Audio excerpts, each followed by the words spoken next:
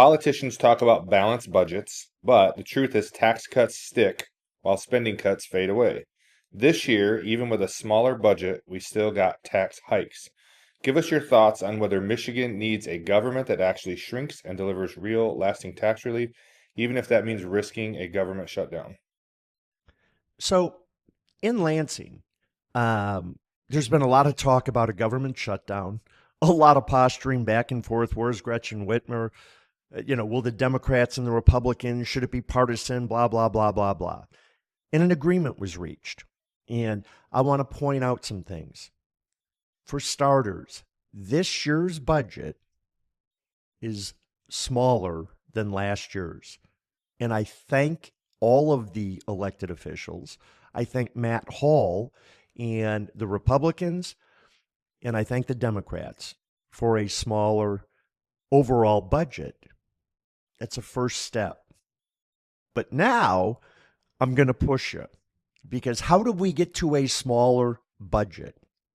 Tax cuts are real. You feel them immediately. And when I was running for governor, remember, I wanted to repeal 100% by working with the legislature immediately the personal income tax.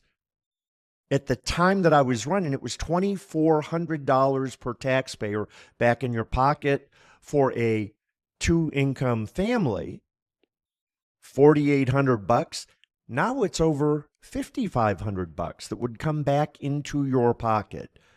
We cut the taxes, you keep the money. That's a tax cut. And that's permanent. It is legislated into the future. That's way different than spending cuts. And in this particular instance, spending cuts are kind of like a shell game.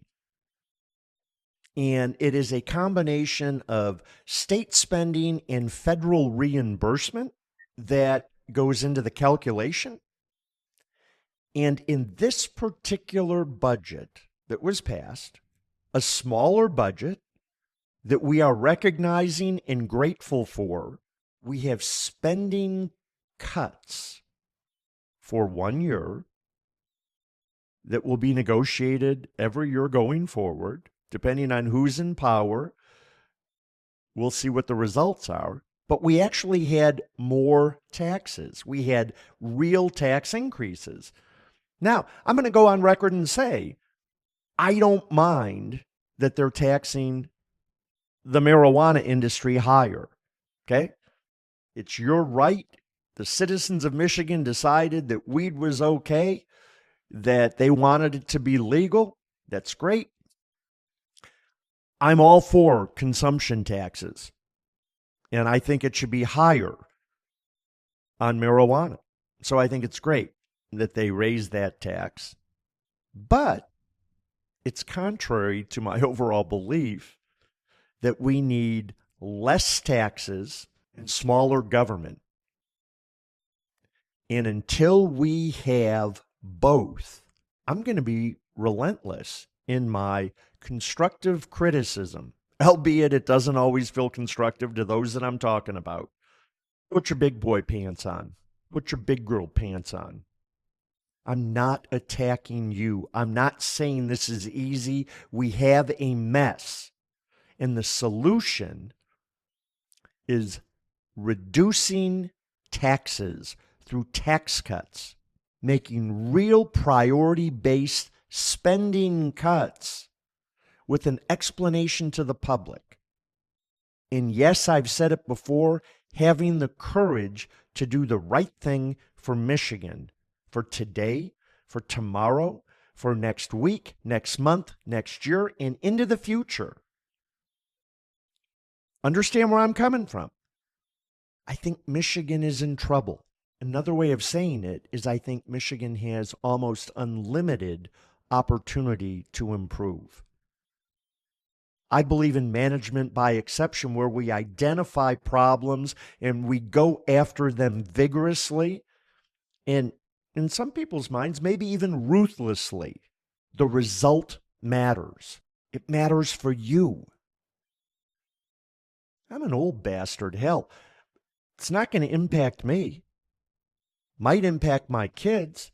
I've got three kids, three, not four, because I put my hand up. I want to be clear. 3 kids. One of them lives out of state. One of them's considering moving out of state. One of them lives in Michigan. We can't afford bright children of Michigan, 66% in my family, to want to be somewhere else and expect Michigan to succeed. So, we know there's a correlation between lower tax structures and population growth. We know there is a correlation between lower regulatory requirements, not at the expense of our natural resources, but that are common sense in attracting businesses, which would be attracting my kids to stay in Michigan versus having to leave to fulfill their desires in a career. We can do it. It won't be easy. It's not partisan whatsoever. It's bipartisan. Why do I say that?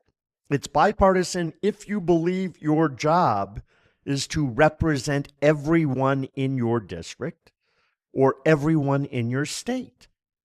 There's nobody out there that's going to argue with lower taxes.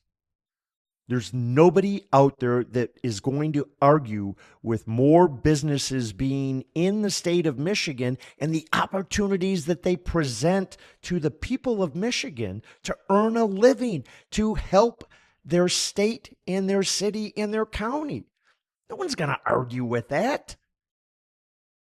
Politically, it's tough. It's inflammatory right now. It's inflamed in partisanship. Doesn't need to be. There's the wrong stuff and there's the right stuff. And if we take the emotions out of it,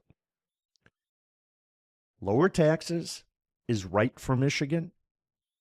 Lower regulations are right for Michigan. Smaller government is right for Michigan. And I say that because I look at what it costs to operate Michigan's government versus other like-sized states. People don't realize in Michigan, we're paying 30 to 50% more for the cost of our governance than other like-sized states. It's killing us, folks. If you're an elected official, have the courage to acknowledge that government is part of the problem and that as an elected official, you can be part of the solution. I'll work with a Democrat or Republican. Hell, I'll even work with an independent if that's the intent. Thanks.